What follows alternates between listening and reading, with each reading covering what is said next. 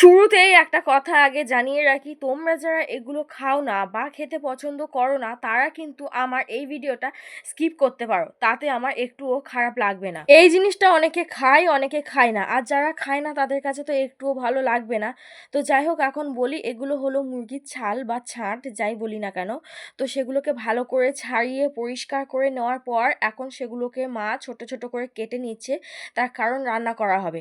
আর রান্না করার জন্য এখানে নেওয়া হয়েছে পেঁয়াজ আর আদা রসুন থেতো করে নেওয়া হয়েছে, পেস্ট নয়। কিন্তু এখন করে মা দেখছি রান্নার সময় আদা রসুনগুলো মুরগির ছাঁটের তরকারিতে যখন দেয় তখন কিন্তু পেস্ট করে নেয় না, এরকম একটু থেঁতে নেয়, মানে হালকা একটু দানা দানা ভাব যাতে থাকে। তারপর এখানে কড়াইটা ধুয়ে এখানে বসিয়ে দেওয়া হয়েছে। আর কড়াইটা একটু আগে মাংসের তরকারি হয়েছিল, যার জন্য কড়াইটা কিন্তু এখন একটু হলুদ ভাব রয়েছে।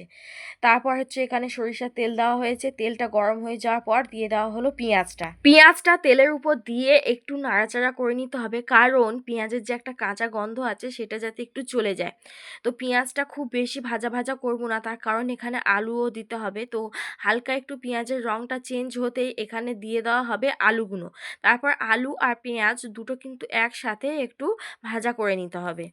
খুব বেশি ভাজা হবে না, তার কারণ পেঁয়াজে হালকা একটু বাদামি রং ধরতেই এখানে দিয়ে দিতে হবে আদা আর রসুন। যেহেতু আদা রসুনটা এটা পেস্ট করা নয়, একটু থেঁতে নেওয়া আছে, সেই জন্য আদা রসুনটা দিয়ে পেঁয়াজ আলু সবগুলোকে একসাথে ভালো করে তেলের উপর একটু নাড়াচাড়া করতে হবে, যাতে কাঁচা আদা রসুনের গন্ধটাও না থাকে, আবার পেঁয়াজটা একদম পুড়ে না যায়। সব কিছু এখানে একসঙ্গে দিয়ে দেওয়া হয়ে গিয়েছে, এবার সবগুলোকে একসাথে ভালো করে কষিয়ে নিতে হবে যাতে আদা রসুনের কাঁচা ভাবটা চলে যায় আর আলু আর পেঁয়াজটা মোটামুটি একটু সিদ্ধ হয়ে যায়। তো ভালো করে এখানে কষিয়ে নেওয়া হচ্ছে। অনেকেই আছে কিন্তু এই মুরগির ছাল বলো বা ছাঁট বলো খায়, কিন্তু সবার সামনে বলতে একটু লজ্জা বা ইতস্তত বোধ করে। যাই হোক, আমিও করতাম, সেটা কথা নয়, মানে সামনের মানুষগুলো কি ভাববে না ভাববে সেটা নিয়ে। কিন্তু আমার কাছে পরিষ্কার একটা কথা, সেটা হলো যার ভালো লাগে সে খায়, যার ভালো লাগে না সে খায় না। আমি অনেক কিছু খাই না, কিন্তু আমার সামনে অনেক মানুষ আছে যারা সেগুলো খায়, কিন্তু আমি তাদেরকে কখনো কোনো উল্টো পাল্টা বা বাজে কথা বলি না। আমি খাই না বলে যে তারাও খাবে না এমনটা তো কোনো কথা নেই, তাই না? তো যাই হোক, এখন এগুলোকে ভালো করে কষিয়ে নেওয়া হয়ে গিয়েছে, এখন দিয়ে দিতে হবে কিছু মশলা। তো এখন দিয়ে দেওয়া হলো হলুদ, এরপর দিয়ে দেওয়া হচ্ছে লঙ্কার গুঁড়ো। তোমরা যে যেমন ঝাল খাও সেই অনুযায়ী কিন্তু এখানে লঙ্কার গুঁড়ো ব্যবহার করো। তো এখানে অল্প করে লঙ্কার গুঁড়োটা দেওয়া হয়েছে। তারপর দিয়ে দেওয়া হলো জিরে গুঁড়ো, তারপর দিয়ে দেওয়া হবে লবণ। আর এগুলো তো আমরা দৈনন্দিন রান্নার ক্ষেত্রে ব্যবহার করেই থাকি এই মশলাগুলো। তো যাই হোক, এখানে কিন্তু নুনটা যে যার স্বাদ অনুযায়ী দিও, কারণ সবাই কিন্তু নুন সমান খায় না, কেউ কম খায় কেউ বেশিও খায়। তো এখন এই সব মশলাগুলোকে একসাথে কষিয়ে নেবো। তো কষানোর আগে দেখো মা দিয়ে দিল হচ্ছে কি ছাঁটগুলো এখানে দিয়ে দিল। এখন সব মশলার সঙ্গে এখন সব একসাথে ভালো করে কষিয়ে নিতে হবে। মশলা দিয়ে সঙ্গে সঙ্গে ওগুলো দিয়ে কষিয়ে নেওয়ার কারণ হলো তাহলে এগুলোতেও কিন্তু একটা মশলার ফ্লেভার চলে যাবে। তো এখন দেখে মনে হচ্ছে যেন তেলটা একটু কম হয়েছে, আর একটু দিলে ভালো হতো, কিন্তু না, তার কারণ এগুলো থেকে কিন্তু আস্তে আস্তে তেল ছাড়তে শুরু করে দেবে। তো তোমরা শুধু দেখতে থাকো। এখন কিন্তু মা হচ্ছে কি সবগুলো একসঙ্গে এখন ভালো করে কষিয়ে নিচ্ছে, আর এটাকে একটু সময় ধরেই কষিয়ে নিতে হবে।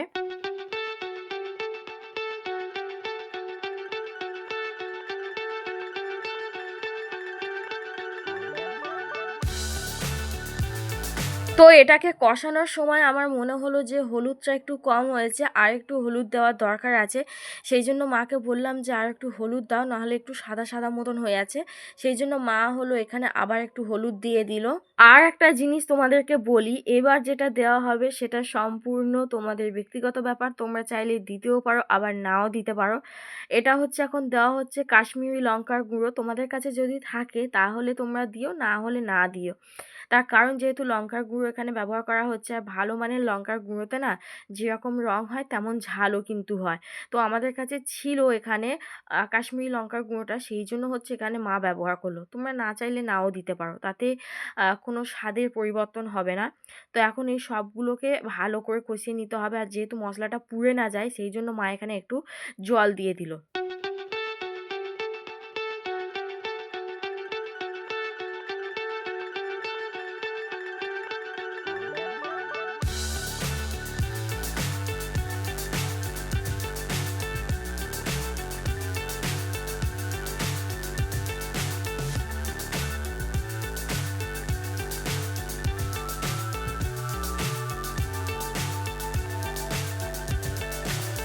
so high, I'm hypnotized. What's up is down, what's left is right. Chasing stars and holding you. I can't see the end, but we'll see it through.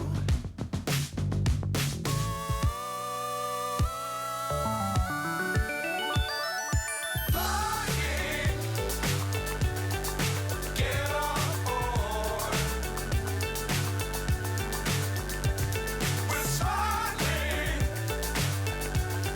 on top of the world. তারপর আমি মাকে বলছিলাম মনে হচ্ছে ঝাল হবে না, কারণ এগুলো থেকে না অনেক তেল ছাড়ে, আর তেলে অনেক সময় ঝালটা অতটা মালুম হয় না। সেই জন্য মাকে বললাম যে তুমি আর একটু লঙ্কার গুঁড়ো দাও, যাতে একটু ঝাল ঝাল মতন হয়। সেই জন্য মা আবার এখানে একটু লঙ্কার গুঁড়ো দিয়ে দিল। আর যদিও আমরা কিন্তু খুব একটা বেশি ঝাল খাই না, কিন্তু মানে মোটামুটি না একটু ঝাল যাতে হয় সেই জন্য এখানে দিয়ে দেওয়া হলো। তো এখন ভালো করে কিন্তু আবার কষিয়ে নিতে হবে, যেহেতু কিন্তু আবার লঙ্কার গুঁড়োটা দেওয়া হয়েছে সেই জন্য।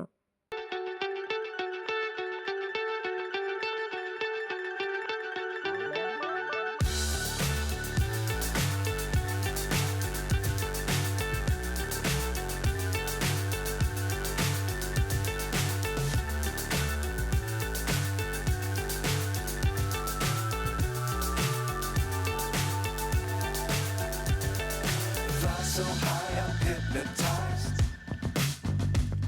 What's up is down, what's left is right. Chasing stars and holding you. I can't see the end, but we'll see it through.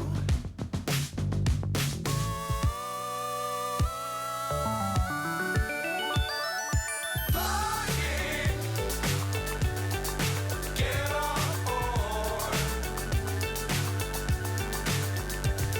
We're smiling on top of the world. তো ভালোভাবে এখন সব কিছু কষিয়ে নেওয়া হয়ে গিয়েছে, দেখতেই পাচ্ছ রঙটা কত সুন্দর এসেছে।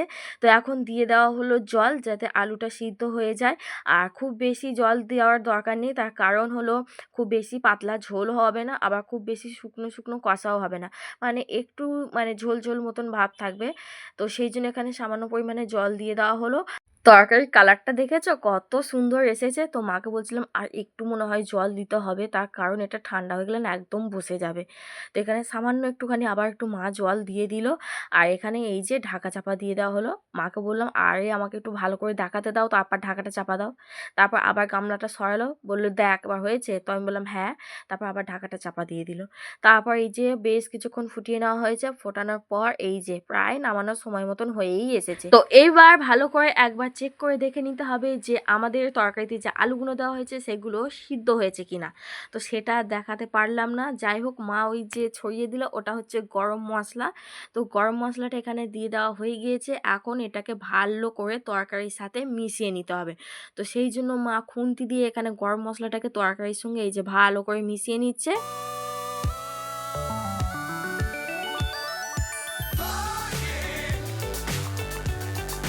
Get on board.